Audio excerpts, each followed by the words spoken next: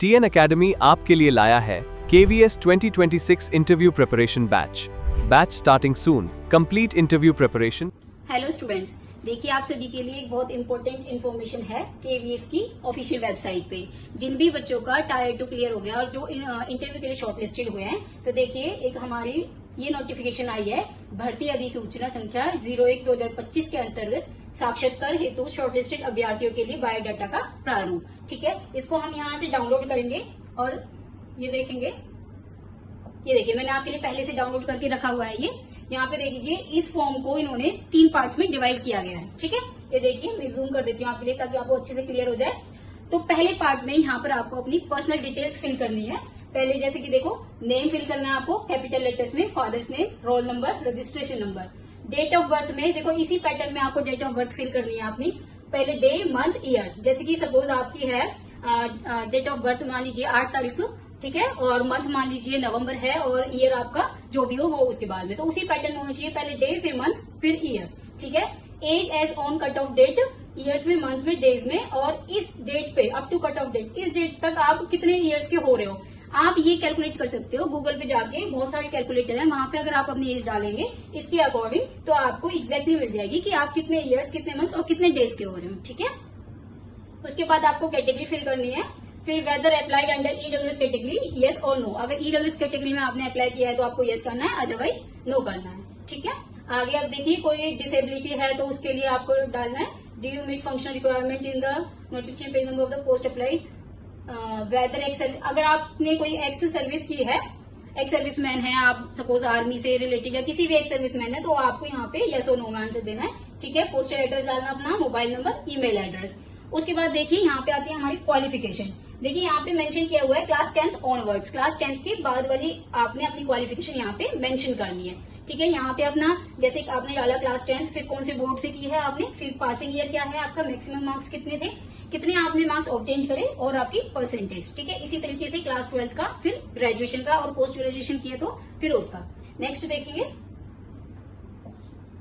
हाँ जी, फिर यहाँ पे आता है हमारा प्रोफेशनल क्वालिफिकेशन। प्रोफेशनल क्वालिफिकेशन में आता है कि आपने टीचिंग के लिए जैसे क्या किया है, बीएड किया है या बीपीएड किया है, डीएलएड किया है, क्या किया है वो मेंशन करना है, कहाँ से किया है, university board, year of passing क्या है आपका, मैक्सिमम मार्क्स कितने थे और कितने ऑब्टेन्ड मार्क्स हैं और क्या परसेंटेज रहा है आपका। ठीक है, उसके बाद देखिए एक्सपीरियंस इन गवर्नमेंट, आपका अपना एक्सपीरियंस डालना है। अगर आपने कहीं सेंट्रल बॉडी में आपने जॉब की है कहीं पे, या फिर स्टेट में किया है या किसी ऑटोनोमस बॉडी में किया है, सपोज आप किसी कहीं पर आप वहां पे ऑटोनोमस बॉडी में भी किए तो वो भी मेंशन कर सकते हैं आप। ठीक है, और किस तरीके से करना है, सपोज जो जिस भी स्कूल में या कॉलेज में या किसी इंस्टीट्यूशन में जहां पे भी आपने काम किया है उसका नेम मेंशन करेंगे, फिर वो किससे एफिलिएटेड है वो मेंशन करेंगे आप। फिर यहाँ पे पोस्ट, सपोज आपने पीआरटी लेवल पे किया है, टीजीटी पे किया है या पीजीटी पे किया है, अपना पोस्ट का लेवल, पे लेवल भी आप मेंशन करेंगे यहाँ पे कि उसका क्या पे लेवल था, और ड्यूरेशन मेंशन करेंगे कि कब से लेकर कब तक आपने वो जॉब की है। ठीक है, पीरियड यहाँ पे आप शो कर देंगे।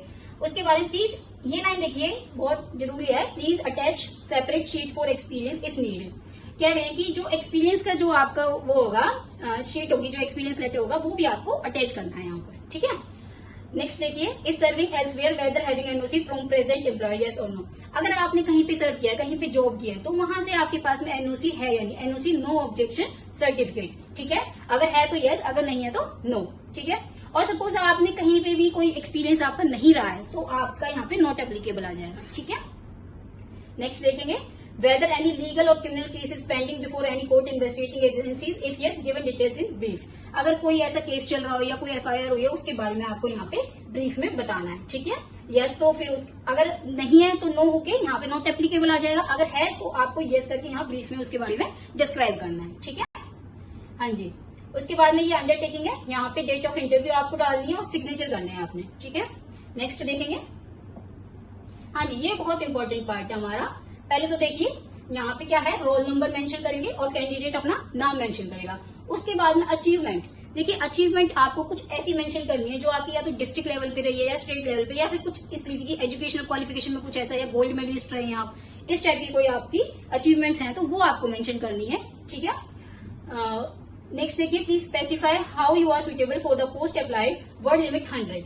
देखो ये बहुत इंपॉर्टेंट पार्ट है, आपके हाथ में है कि आप अपने इंटरव्यू को किस साइड लेके जाना चाहते हो। आप जो भी इसमें अपने बारे में डिस्क्राइब करेंगे ना, इंटरव्यूअर आपसे वहीं से क्वेश्चंस पुट अप करेगा। तो ये आपके हाथ में है कि आप अपने इंटरव्यू किस तरीके से प्लान करते हो, ठीक है।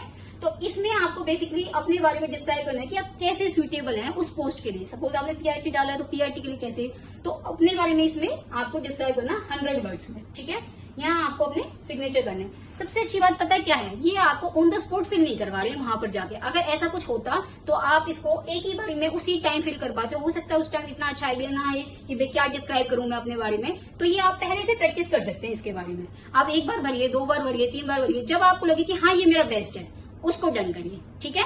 ओके, और फर्दर इन्फॉर्मेशन के लिए आप हमारी अकेडमी पे इंक्वायरी ले सकते हैं, जो कि केवल नंबर